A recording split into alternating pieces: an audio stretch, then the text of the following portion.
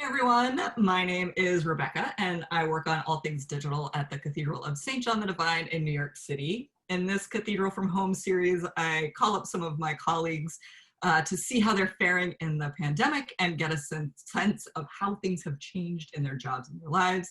Today, I'm very excited to be talking with Paul Daniels, who is the newest member of the Cathedral's clergy. Hello, Paul. Hello, Rebecca. How are you doing? I'm doing well. Yeah. Uh-uh. Right. Yeah, you know. So I mentioned that you're the newest member of the clergy. You are a deacon, and you started in July, if I have that right.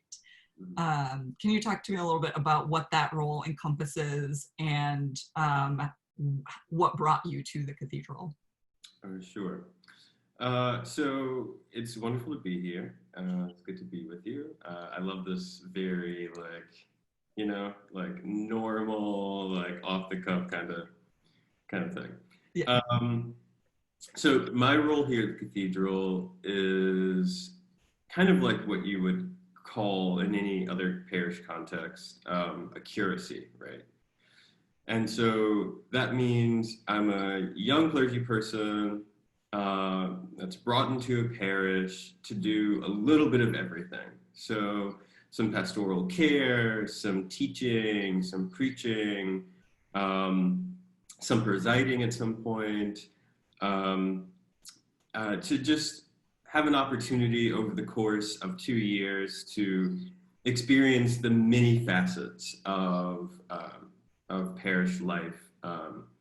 And you know, the blessing about being here at the cathedral is that there's the congregation of Saint Savior, right? And there's the cathedral. And so my curacy here is kind of multifaceted. And since I'll be doing parish stuff, with Saint Savior, and then any other really cool sorts of learning projects and things that are happening around the cathedral broadly. So I'm a pastor, I'm a presider, I'm a preacher, I'm a teacher, right? All of it. One gets to experience all of those things when you're a curate, right? What do you like? What are you good at? What do you need to learn? That's what these 2 years are dedicated to. Mm-hmm. And so you mentioned you're young. This is sort of one of the first steps on your journey to being, well, you've been ordained a deacon, but ordained a full priest. What drew you to the Episcopal Church, and how did you end up in New York? Oh yeah, so I was born. I was born into the Episcopal Church.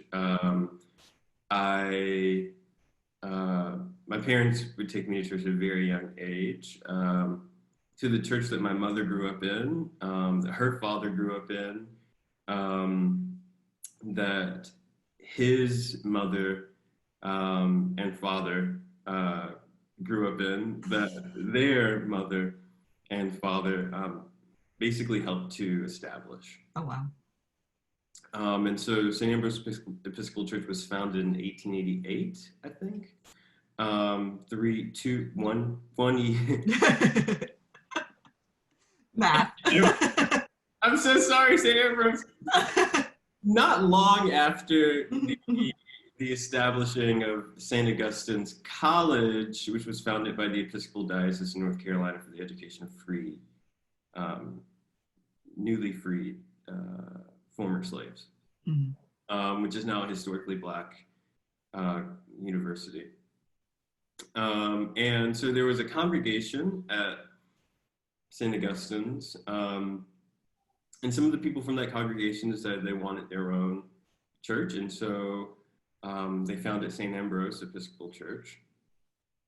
So I was always a church kid, and I think that I really fell in love with church when I was around 9 or 10. I joined the youth choir and and was fooling around in youth choir one day, and the director, who was one of my neighbors, like saw me fooling around, and apparently while I was fooling around, she had asked if anybody wanted to do a solo. And so I wasn't paying attention. And so she was like, oh, okay, Paul, you want to do it. And so I did it, mostly as like, mostly to be like mischievous, you know, to like just be ridiculous. It wound up really liking to sing. Like I enjoyed it. And so I kept doing it. I would acolyte at like every possible service, you know. And so yeah, so it was like pretty written in the stars, you know, that I would stick around and do this church thing. And I really decided, oh, I think I'm being called to ministry when I got to college. And I remember choosing Morehouse College because Martin Luther King Jr. went there. And my sister was watching The Cosby Show one day. And this is like before I went to college. And someone was wearing a Morehouse sweater. And she was like, you should go there. And so, you know, she's like, Martin Luther King, you should go there. And so I remembered that when it was time to apply. It just so happened that the semester before I applied, I had been reading a lot of Martin Luther King's work, particularly the letter from Birmingham jail. And I was just really impressed with this idea of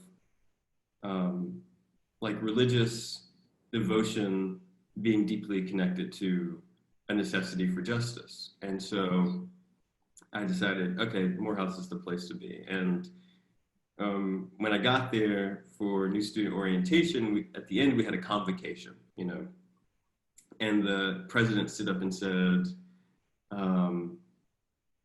the president who is now actually vying to be the next person from Georgia to assume John Lewis's seat. Oh, wow. The president at the time, Robert Michael Franklin, said, is there anybody here who believes that they want to like live and work in the tradition of speaking truth to power through the gospel, in the tradition of Martin Luther King Jr. and Howard Thurman? You know, he said, stand up. And so I like shut up. And so after that, I was like, oh, I guess, you know, like, I guess I have to. It's funny that is so similar to like the choir story where you're just like, oh, well, here I am. Guess we're doing this. I never thought about that's true. Yeah. Yeah, no, that's right. I just shut up and yeah. And as it turns out, I think, you know, when I was in college, now that I look back, I think I was pretty depressed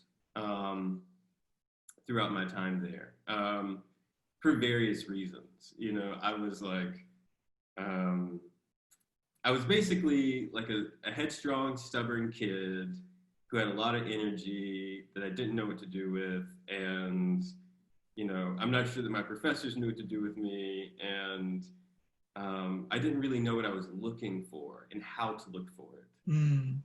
And so while I was at Morehouse, particularly starting in the summer of before my second year, I found the work of Howard Thurman, and that kind of just like changed the game for me, you know. Mm-hmm. So while I like shut up, you know, and said, oh, I want to do this thing, because it was almost like the only thing I knew how to do, and a part of the reason why I went there, it wound up being, and one of those people wound up being like the thing and the person through which I was able to like forge an identity and come into my own and start really seeing life through a kind of purpose and through a kind of language. And in many ways, I say that, you know, that discovery of Thurman's work and that discovery of religion as kind of like a lived, you know, sort of practice of reading and a lived practice of prayer and a lived practice of witness, gave me purpose. It gave me a reason to be there, and a reason to hope for a future, right? So that's my long story about being a church boy and it, just haunting me for the rest of my life. Yeah, couldn't shake it. Couldn't shake it. Yeah. Um, you don't have to answer this if you don't want to. The background that you described is, growing up in a historically Black church, going to a historically Black college. The cathedral is neither of those things. And I wonder if you have, if that has been what sort of, growth or reflection or thoughts you have in coming to the cathedral, which is an Episcopal church, but a very different Episcopal church than the one I'm guessing. I don't know. Is it different? What is that like? Right. So how do I say this? You also don't have to. You also don't have to answer this if you don't want to. I love the question. Okay. Let's go straight to the complication. Yeah. Let's go straight. I love that kind of thing. I just want to say, if you're not doing religion in a complicated way, then what are you doing? If it's not complicating things, then what is it doing? So mm-hmm. I love that. Yeah, I think that when so again, the president at Morehouse when I was there used to say Morehouse men are Renaissance men. and there were 5 wells, it's like well-read, well-dressed, well-traveled, well-spoken, well-balanced, right? Like those were the things that he believed made the Morehouse man a Renaissance man. And so there's that bit, right? And secondly, I traveled after college, a year after college. I moved to South Africa, and I lived in South Africa for 2 years. And living in another country is, just particularly for an extended period of time, is an experience that absolutely transforms your understanding of the world and your place in it, or at least it should, right? And so I feel like the power of being at a place like this is having the opportunity to be in conversation with so many different kinds of people and stories and histories, that a place like this is a place, again, where you have the opportunity to really complicate narratives of difference, and I'm really excited about that. But also, the cathedral is a place where so many of my own heroes have been, a place from which they've been buried. Think of folks like Toni Morrison, James Baldwin, and Duke Ellington, and the list goes on and on. And so, when I consider that, in many ways, as a scholar of Black religion and Black study, I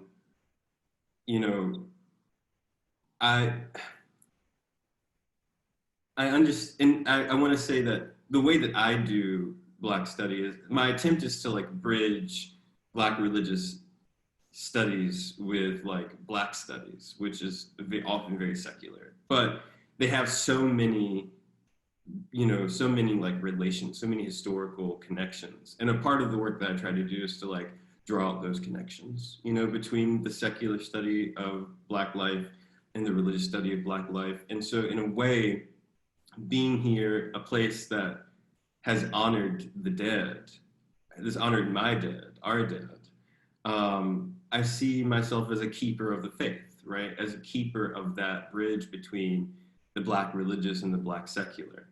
And I didn't know some of this before I got here, right? And so it just feels like wow, you know, I get to honor that history. I get to be a part of it, and I get to bring that experience of like deep love for the Black church tradition to this place that's already cosmopolitan, to this place that's already kind of, you know, open to, um, you know, like the bridging of myriad gaps. You know, that's just like that's just like the teeny little special part, you know, that I get to contribute to.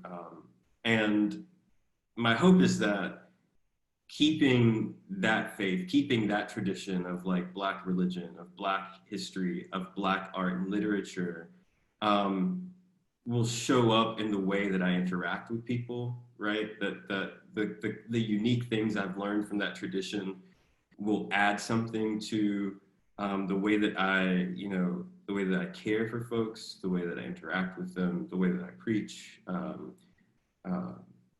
so I think that, yeah, I think that being here like fills or allows me to fulfill a lot of the different things I've been called to, and that's to be, you know, a lover of the world and a lover of people and a lover of the tradition from which I've come, and to share that in myriad ways, if any of that makes sense. Yeah, I think so. And I feel like that that like hits on the larger, like what the cathedral and perhaps the church in general tries to do, which is like, you know, not just try to, very much pun intended, preach to the choir, but, you know, Right. like look outward That's right. to find commonalities, you know? That's exactly right. That's it. You know, and one of the stories, particularly in Black literature, um, that gets lost in terms of the relationship between Black literature and Black religion is, you know, someone that we just inducted into the Poets Corner, Ralph Ellison, was best friends with a priest and scholar of comparative literature named Nathan Scott. And Nathan Scott was uh, like one of the first, you know, African American scholars of at the University of Chicago, I believe, but also at the University of Virginia. He was an Episcopal priest, uh, and he and Ellison were like BFFs. And when Ellison died, Nathan J. Scott buried Ellison from the Book of Common Prayer. Hmm. And Ellison is buried uptown at Trinity Wall Street's graveyard uptown. And so I think that, you know, I think that you're right. You know, there's a kind of, you know, even if our goal isn't something like to proselytize, you know, I do believe that, you know, as Christians, and particularly as Christian clerics, you know, our call is to care for souls no matter what tradition they come from, no matter what they profess, right? That somehow our personal call, by the Spirit of God to love the world requires that we love the world in a way that is deeply committed to our traditions, but also able to step beyond them sometimes. Mm-hmm. And so I think that to step beyond them all the time, Mm-hmm. Yeah. actually. Uh, so yeah. So I again, the complication, right? I think that's what's so rich about being a cleric, is that I get to care for people. Um, it's my call to care for people regardless of where they come from or what they profess, or uh, and I see that as a tradition here at the cathedral too. Mm-hmm. Mm-hmm. That's actually a great transition to something else I wanted to ask you, which is about starting a new job in general, but particularly this job, which is so much about caring for people and connecting with people. and what it's been like to start that during this pandemic, where you can't do that in a in-person kind of way. Right, right. Yeah, so that's been weird, to say the least. Um, I've, I've made it my business to sort of reach out to people and be in conversation with folks. I'm sorry, I'm sniffly. To be in conversation with people and to meet folks as much as I can, and that's a slow process that's going to continue to unfold over the next few months. But yeah, it has been strange. I don't really know if I have any more content in terms, just like um, yeah, I don't know. I mean, it is weird. Yeah.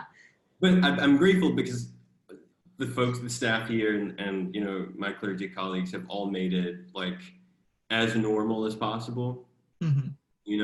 I don't feel like, and I feel like the congregation, the parishioners of Saint Savior have been like really, really kind and open to taking opportunities to be in conversation and relationship with me where that's possible. And so, yeah, it's weird, but also I feel like this community has done a really good job of maintaining connection virtually, uh, you know, since the pandemic started. And so coming into that already established kind of virtual relationship apparatus uh, has been very helpful. Yeah.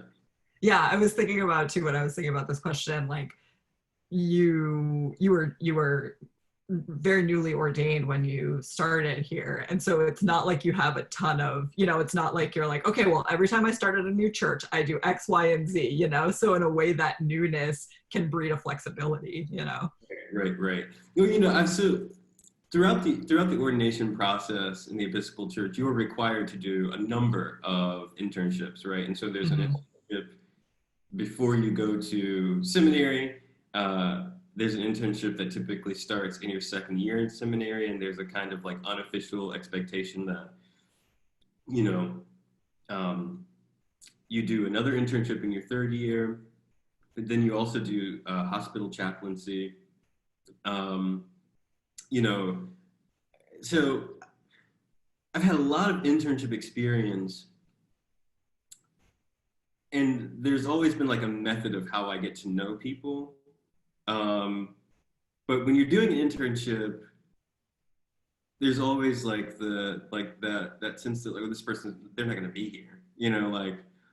People get to know you as well as they can, and they're very kind about it. But there is a level of like disconnection, and so I try to import some of that method of like getting to know from my previous internships into this one. So that's been helpful. But you're right. I just think that the the level of seriousness to like what's happening here and the almost permanence, right, of being in this place, um, you know, has felt like, oh, this is a very new, very different kind of. This isn't just an internship, like this is I'm coming to live in a community of people, and I've been grateful that the folks here know how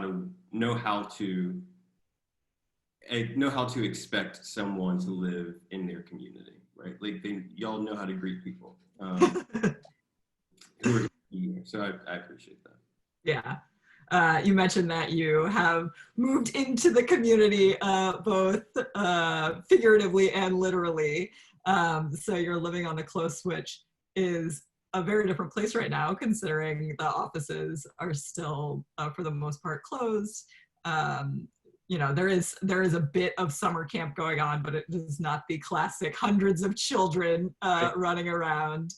I wonder what that transition has been like for you. Yeah. Yeah. So I'm a bit of a nomad, and so I do a pretty good job of just picking up and being like, oh, in a new place. All right, here we are. Just like I adjust pretty quickly. Um, and so it's been great. And also, it's my understanding that, this place has been transformed over the years to function as a bit of an oasis in the middle of a huge metropolitan city. And it gives that, the absolute beauty of sort of natural, plush greenery, just like, I don't, it literally breathes differently, from like Mm. street to the close. I mean, the difference, I don't know how many people are that perceptible to, like, um, just like sensing the difference of like air quality. Or, you know what I mean? But it feels that drastic, right? Between like actual Amsterdam or whatever um, and the cathedral grounds. And so that's been really, really nice to be able to experience. I was living in Brooklyn previously, and I love Brooklyn. Brooklyn's so charming. But it's nice to be in Manhattan, and there's a kind of larger than lifeness that Manhattan has that is just really like intoxicating, And even as things are like not what they used to be, and perhaps won't be for a very long time, it still has that kind of like je ne sais quoi, that's, yeah. So yeah, it's Manhattan, and I love it. I really do. I love being here. I love the culture, right? The myriad cultures blending together in a seemingly seamless way. Um, yeah, just right outside my front door. That's just like, what more could you ask for? Yeah, yeah. It's I always feel pretty lucky when I show up to work on the close. Mm-hmm. Um, have you explored the neighborhood at all? Do you have any favorite spots so far? Uh, Not really. No. It's hard to explore when it's hard to go places. Well, actually, it's like kind of the neighborhood. I'm looking on my phone for this like restaurant Hmm. job. I'm gonna like do a shameless plug of this coffee shop. I mean, yeah, you gotta the. It's NB HD Brulee. Oh Uh, no, I don't know it. Where on is it? Frederick Douglass. Yeah, yeah, yeah. No, I do know it. Yeah, It's like a black-owned coffee shop. It's like so nice. it's like in the 140s, right? That's exactly right. Yeah, it's very. I live. I'm not going to tell the world where I live, but I live very close to there. Great. Like I went there to meet a friend, and like it was so neighborly, and everybody's just like, it's just like a very Harlem place. Yeah. I absolutely love it. So that's one of my favorite places, even though it's like way up. Mm-hmm. It's not that far. It's not that far. Not way up. In fact, I walk to and from there whenever I go. Mhm. Um, it's only like 35 minutes, 40-minute walk. Yeah, that's I usually when I go to work I walk and that's about the. Isn't it nice? It's a nice walk. It's a nice walk. Um, I love the Hungarian pastry spot. Yeah, I classic cathedral fave. carrot cake every day. Mm. Mm-hmm. In fact, I get my coffee from there. Mm-hmm. What else? I spend a lot of time at West Side Market, Mm-hmm. Mm-hmm. Broadway, a lot of time. Yeah, another cathedral fave. And weirdly enough, so I've been in New York City for like 2 years, and for the first time 2 weekends ago, I went to Central Park. You've never been?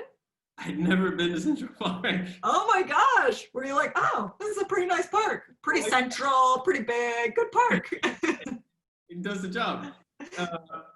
A friend of mine was having a birthday sort of celebration in the park. It was her and a couple other people, a socially distanced birthday celebration. Of course. And and we were just like, I was like, what is this? This is like, this is enchanted. Yeah. Like, it's literally enchanted. It's amazing. It's so beautiful. And so I'm so surprised I'd never actually experienced that. So I'm super excited.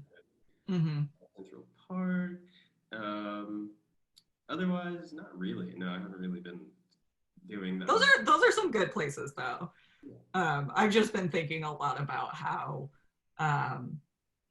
Columbia Barnard announced that, students undergrads are going to be mainly remote, and at this point a lot of the traffic in that neighborhood comes from those students, and so any plugs for our favorite local cathedral businesses we want to get out there? Yeah, that's right. That's exactly right. And if you want me to come on weekly to do Paul's plugs. Oh my gosh, don't even joke. It would be a great series. Like, Paul goes to famous New York City monuments for the first time. Yeah, no, just like, yeah, no, I love the absurdity of that idea. So like, yeah. Love it. So in working from home, I know that you have been in graduate school for a little bit, so you're probably used to working from home, but is there have you had to do any, I showed you, I have like, my computer is on a bucket of pretzels right now to like try to get the angles right. Like, have you what sort of like futzing with your home setup have you been going through? How about a ring light? Oh yeah. You're right there. I know, you can like see that. So that's been different. I moved, so my desk was, my windows are north facing, and my desk was west facing. Okay. If that's north, that's west. Like what? Yeah. West. My desk was west facing, so I've like turned my desk to be north facing. To natural light in, but like it hasn't really done much. But there's not too much in here at the moment. I won't show you. Yeah. It's literally like I'm like, there's like a moat of books around me right now because I don't have any bookshelves. But yeah, no, nothing really. Just nothing. The ring light. Yeah. He's like kind of, I don't know. I just feel like the ring light has like, you've been like a social media fave for a long time. Yeah, and now all of a sudden, it's like you sort of roll your eyes. 2 years ago, you're like, oh my God, you have a ring light. And now it's like, I own a ring light. I feel so lame, but like, whatever. No judgment to people who like enjoy the social media curation. I think but there's just like a level of, there's a level of absurdity, social media.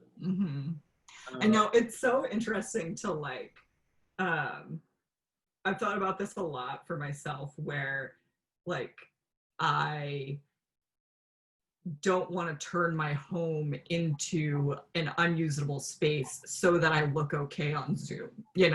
Like, I have realized that I realized this accidentally. I just had my computer set up in a different way one day, and I was like, oh my God, this is a perfect background. It was like my bookshelves were behind me. It was so beautiful, but it would literally mean like putting a table in the middle of my living room. And it's like, if I have to spend my whole time at home, I don't want my home to feel uncomfortable, but also I spend most of my time on Zoom, and you get to see like my broken stove, a hot plate, and an Instant Pot, So it's just like trying to find the balance of like, making sure you are like not presenting terribly, but also like, this is my home and I want to be comfortable in it, Also though, like, I don't know. So there's a part of me that, all right, so can I read something to you? Yes.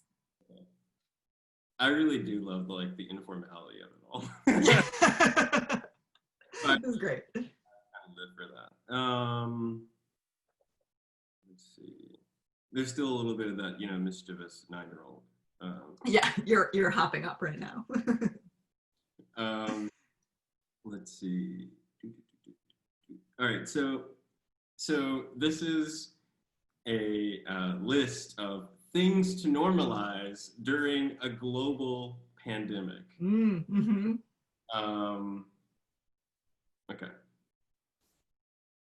Weight gain or fluctuating weight.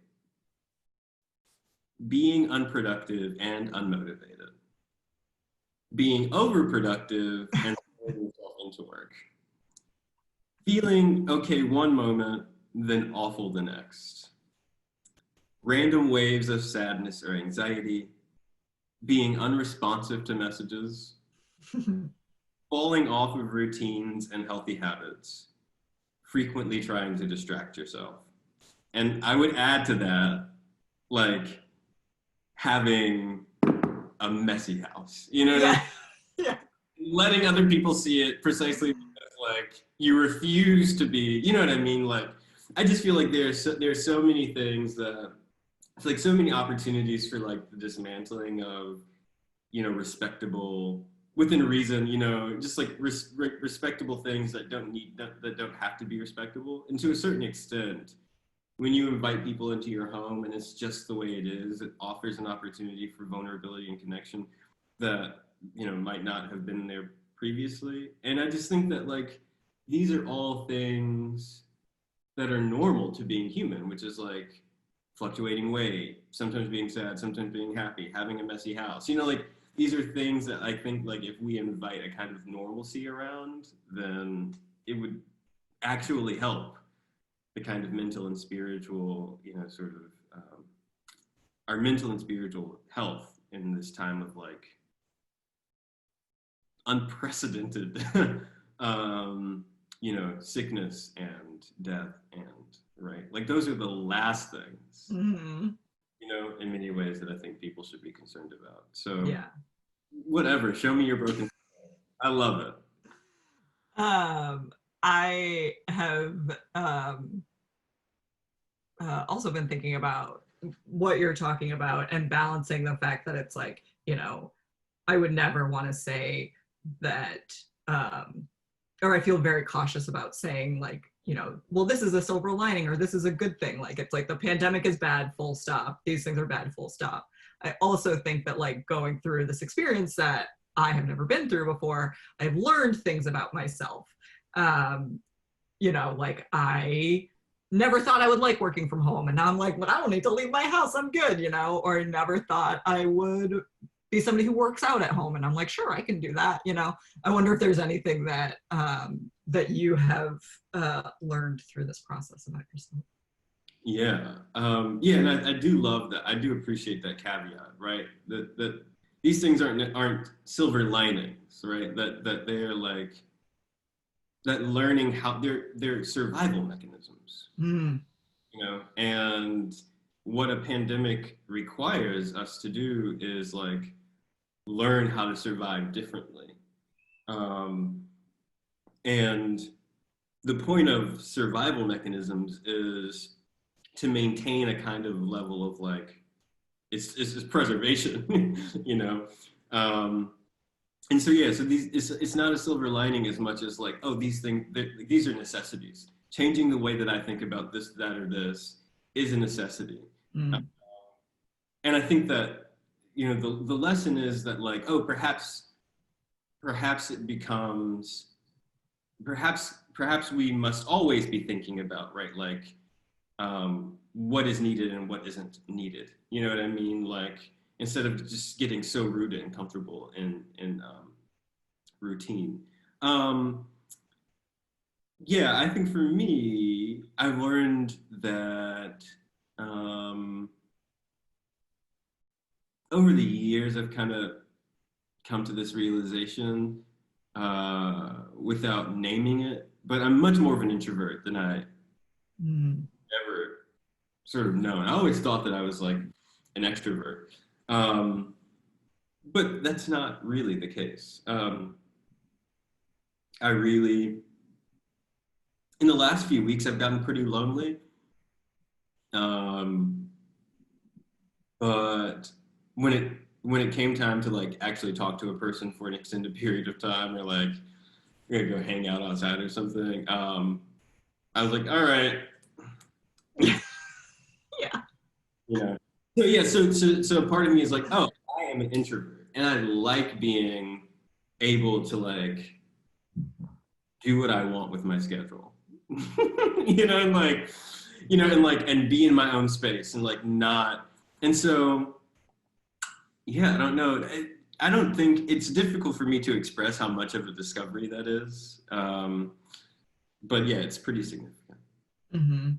Yeah, there was one day maybe in like April, and no, it was actually it was the end of May. I remember it was like right around Memorial Day weekend, and I for the first time I quote unquote left the city, which was I went for a drive up the Palisades to like a look off, and Mm. then I came back and two of my friends had biked to Harlem from Queens, and so we met in a park and like got a drink together. And then I had my like standing family Zoom call, and I was like, I did 3 activities today. I am exhausted. Like this is way more than I'm used to doing in like 2 weeks, and I've done it in a day. Right. Yeah, no. Yeah, I totally get it. Um, and also, yeah, the there's something about being at home and the I don't this isn't true for everybody, but it's true for me. Like the malleability of deadlines. Mm. Hmm. Um, so yeah, there's something like really liberating about and people said this for a long time, that like give people things to do, give them like a general window, but don't like say like it must be done at this time, and they'll actually do a better job. Hmm. Uh, Hmm. that's true. Uh, Yeah. Particularly as a student, um, PhD student is doing a lot of research, a lot of reading. That I'm way like the work that I do is much better. It's like way better. It's much better when like I get to decide how I do it. Hmm. Um, and because it's all about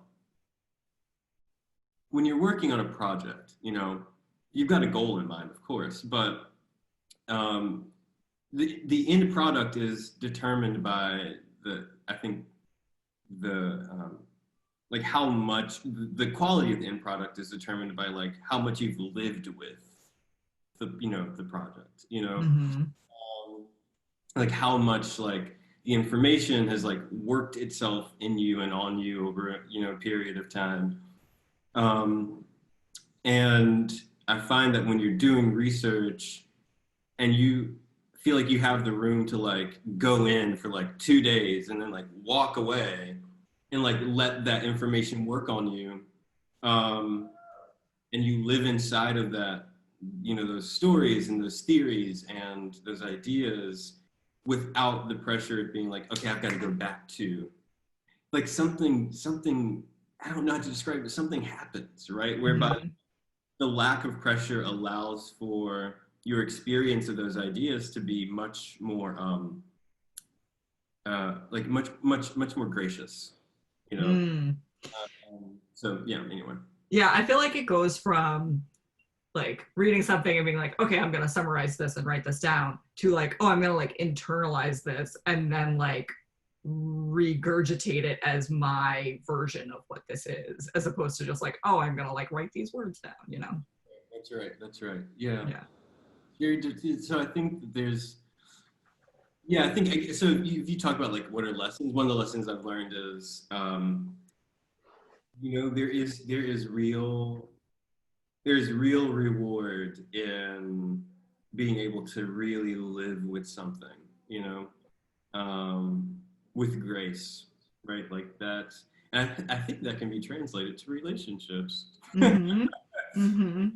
um, and the way that so many of us idealize relationships, you know what I mean? Working relationships, intimate relationships, um, that this idea of like living with something with grace, and not attempting to impose things on it, Mm, um, is like probably a lesson that many of us can stand to continue processing, mhm. as we Yeah. a good number of uh, obstacles in the coming years. Yeah. Yeah. That's so real. Uh, I used to end these chats with people by it was sort of talking about a coping mechanism for myself by saying, what are you looking forward to when everything's back to normal? And, as time's gone on, the cathedral has now reopened, but, you know, uh, we as a whole, and I personally am realizing that like, what is normal and, all of those things. So instead of asking you, what are you looking forward to when everything's back to normal? My question is, what is something you're looking forward to just in general? Like what is something that's giving you hope or direction right now? I'm so excited. So it's two things. Okay. I'm excited to finally worship in the cathedral, of course, and to like have the Eucharist and like be a part of it. Mm-hmm. All the beauty that is. The like otherworldliness of that very imminent, very material experience. But also, I'm very excited for like a dance party.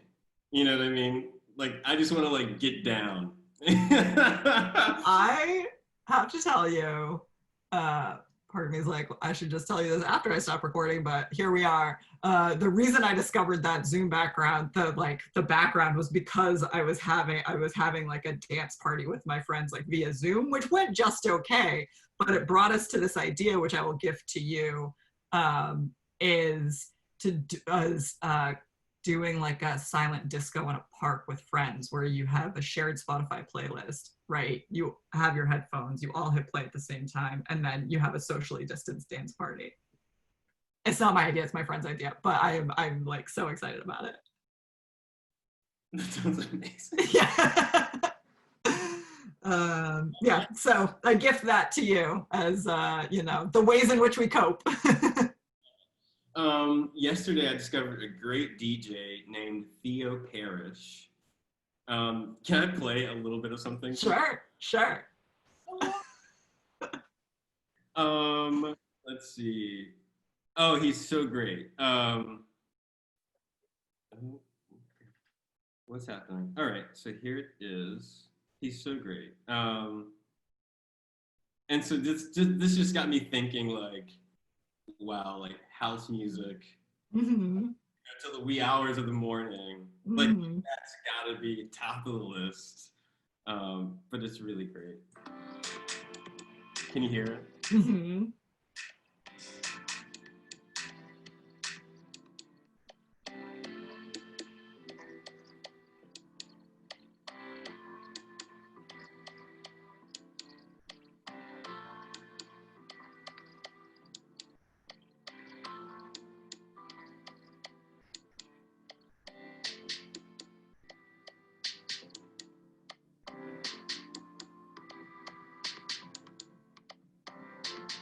I love it. It's so just like, There's like a beat drop that it's just a little bit of a thing that it takes a while. It's so good.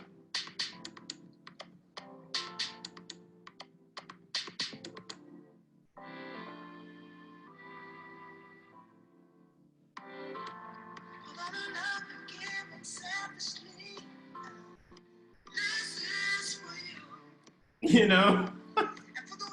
I love it. I also love how much you are into it. That's the what was the name? What was the name again? Theo Parrish. All right. His name, and this is and the track is "This Is for You" featuring Marissa Rose. It's just like, oh, it's so refreshing, you know what I mean, and just like so beautiful, and um, I'm just excited about like dancing to music like that. Yeah, I hear you. I hear you. Anyway, That feels like a great place to end. Thank you so much for taking all this time and being so generous with your answers and your time. I really appreciate it. Having me and being so fun to talk to. Yeah. I will see you at a dance party in the park sometime soon.